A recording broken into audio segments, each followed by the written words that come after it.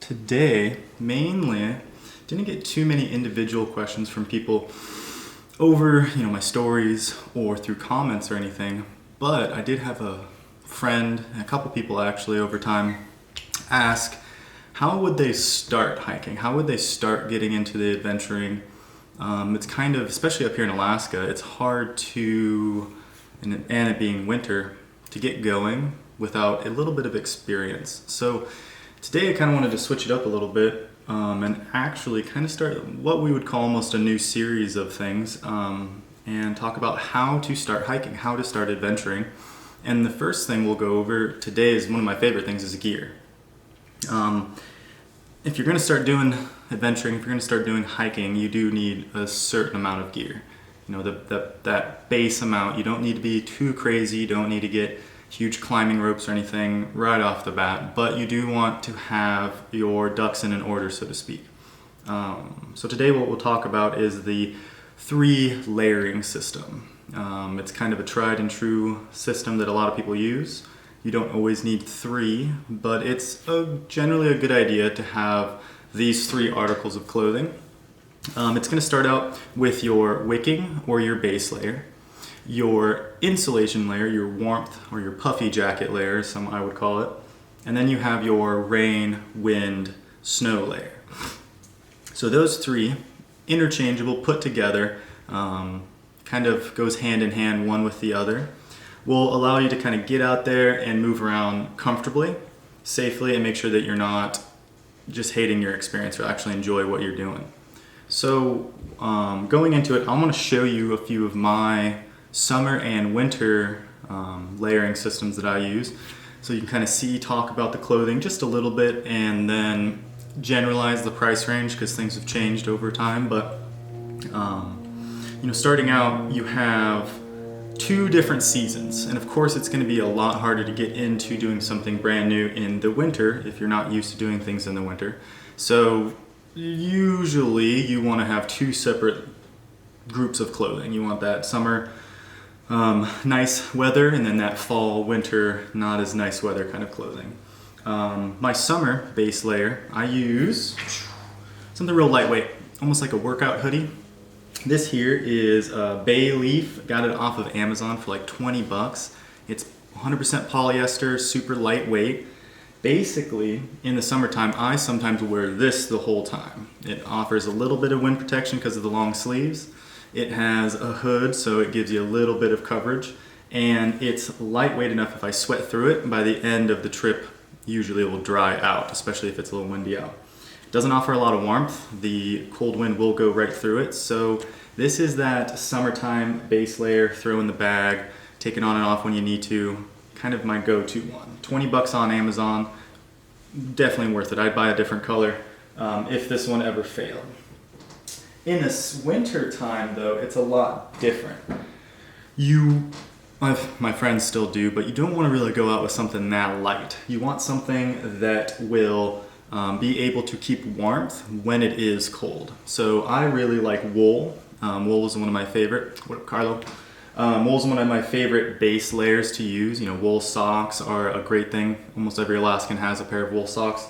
I use this guy right here. During the summers, you probably see me in the hood on my videos and stuff. This is a Solomon Outspeed wool hoodie. This thing here is about 40% wool, 60% polyester and polymade. So it gives you the blend of warmth and retention when it is wet with that wool. And then the polyester is going to give you that nice quick wicking. So if you do get it wet and you're still needing to use it and move around, it's going to make sure that you can dry it out quickly. I'll use this with a shirt underneath, or sometimes this as my shirt. So almost actually all my winter trips I've had this Solomon Outspeed wool hoodie. This is a lot different price range than my polyester bay leaf. This is $120. Worth every single penny though. This has kept me warm, this has kept me comfortable in a lot of the most uncomfortable situations I've been in. So definitely worth every penny. A pretty high specialty piece of equipment though.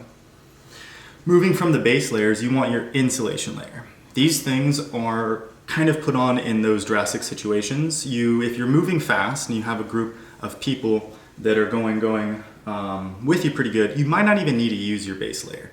But for those situations when you sit still, if you're offering first aid to somebody or you're route finding looking at a map, sometimes you need that base layer on. I usually will use a mixture of 2 different kinds, and just depending upon the season or depending upon the weather, I either like fleece or down. So my fleece jacket here is the Essential Warmth from Salomon. I obviously really like Salomon equipment, but this right here, fleece, is a little bit interesting. It's a hollow fiber. Well, maybe, let me not misspeak. I don't know exactly about that. But the fiber itself does not offer a lot of wind protection. So you'll build up the heat underneath this fleece. As soon as a big gust of wind comes by, it's going to drain you of all of that built up heat. So this is a good one, but it depends on what kind of conditions you got in. A lot of people like the breathability of a fleece as the outside layer, but again, if you get into some bad wind, it's not going to be as good as something like a down jacket. Now, I've only ever used my down jacket once this winter, or needed to use it once, when we were sitting still on New Year's night. So it was 12 o'clock at night, it was very cold, around 10 degrees, and we were sitting still. And that was the only time that I needed to bust this out. Down is the warmest per square inch, you could say, material that we have or that we found. So that's why it's used in all of the big expedition jackets. Most of the nice big puffy jackets are down. The problem with down is that it is a feather. So when it gets wet, it condenses down. It doesn't offer the same loft and puff. There is technology and newer technology out there that coats the down and makes it so it's a little bit more water resistance, but that's pretty expensive. Most of the time, you wouldn't want to be using your down as the outside layer if you don't have a windbreaker on or if it's raining. If this thing gets wet, it's going to be a lot harder to keep you warm, and it's going to be a lot harder to dry it out. So you got to be careful when you're bringing out your down jackets. Also, usually down material is very fragile, so it won't take slips and falls easy at all.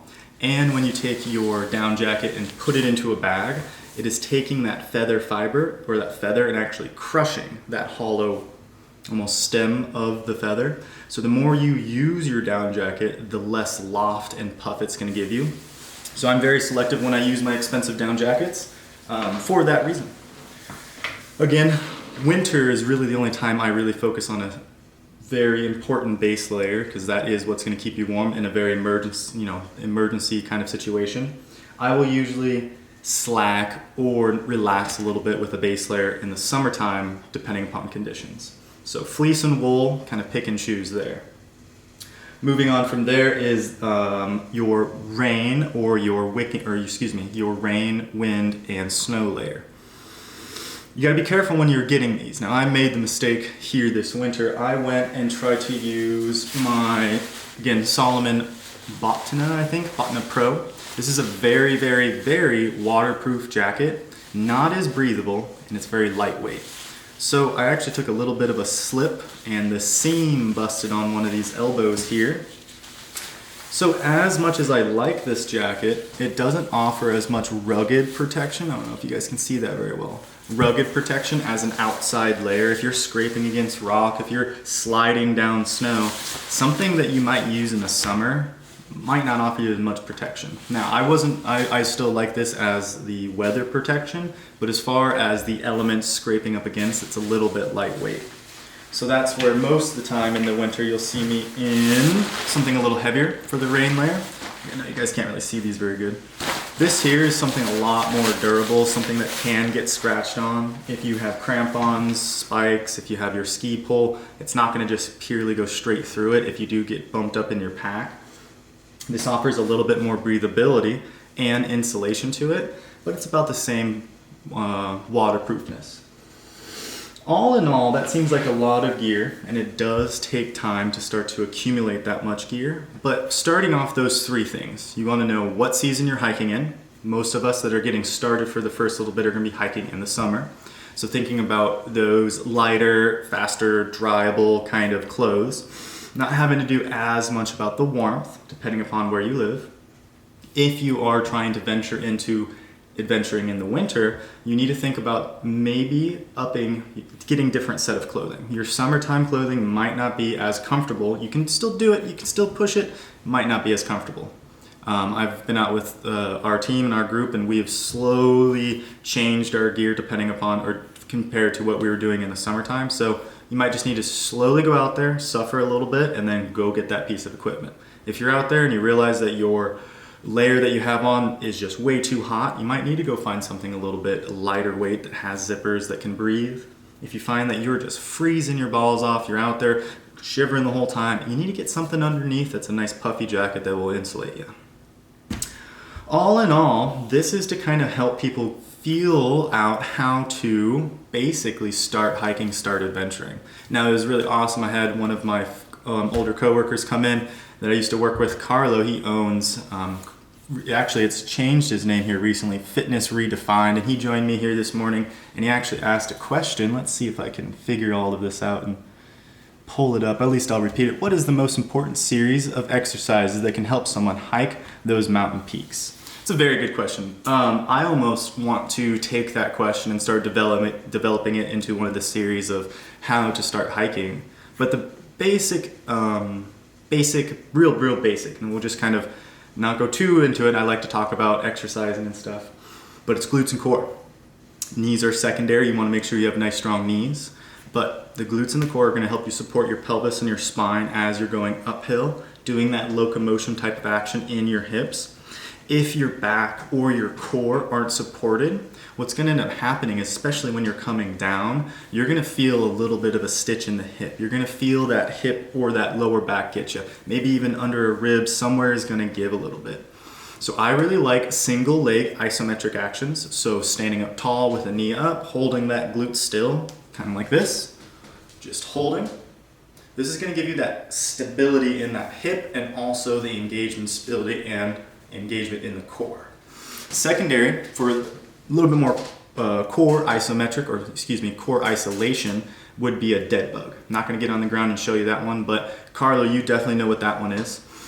That there is a great way to brace the core and make sure that you can move the legs independently without the core being attached to it. So the dead bug, for those of you that don't know, is an exercise where we lay down on the ground. I stick my arms straight up and hold my knees at 90.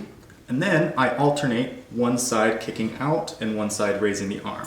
It's a little confusing. Sometimes people move their whole body. They don't know one side compared to the other. So it's a little bit of a tricky exercise to start, but as you do it, you do get better.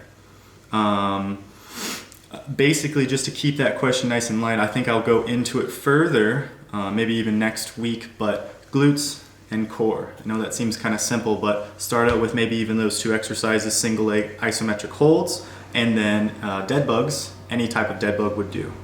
Doesn't look like anyone else joined us. Thank you, Carlo. If you have any questions on the base layer, pricing, what I have specifically, give me a message directly. And thank you for those who did message me about questions, have been utilizing my assistance. Let me know what you guys have, and have a great Saturday.